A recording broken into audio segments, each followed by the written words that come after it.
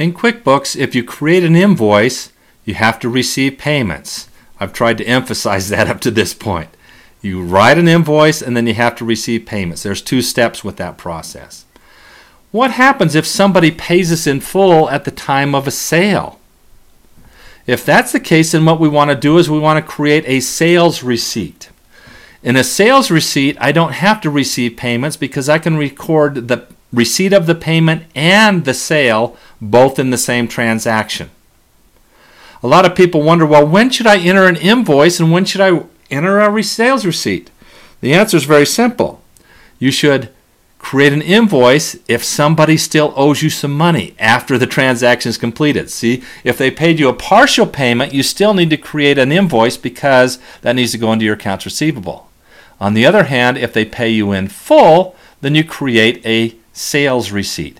They both work the same way, they're both entered the same way, except for the sales receipt records both the invoice part, the sales part of it, and the receipt of the payment in one motion. Let's go ahead and go into that create sales receipt and show you how that works. Let's just go look at one that's already created. This is for Bridget Keenan, and she bought some ceiling fluorescent lights.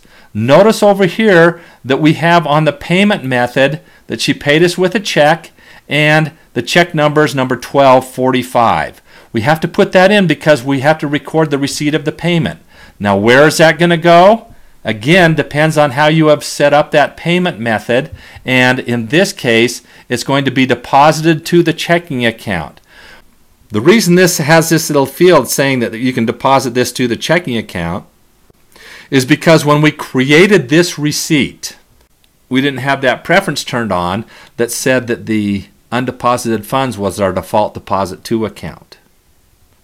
If I turn that on, I go into Edit and Preferences, and I've got it turned on now.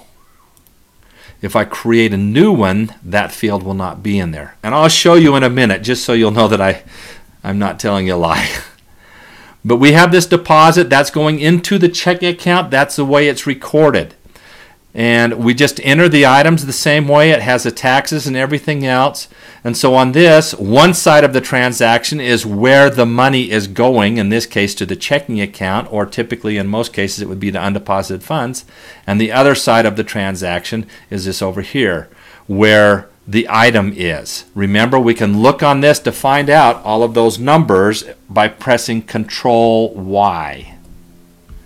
And this shows us that it has $102 going into checking, and that we have the materials income of $95. We have sales tax payable of 29 cents to the Bayshore City, and the sales tax payable of $7.36 to the Board of Equalization. So this money is going into the checking account. This isn't going into undeposited funds. It's going directly into the checking account. We'll click on Save and Close. If I want to create a new one, it doesn't ask us where we want to put that money because we have set the undeposited funds account as our default deposit to account.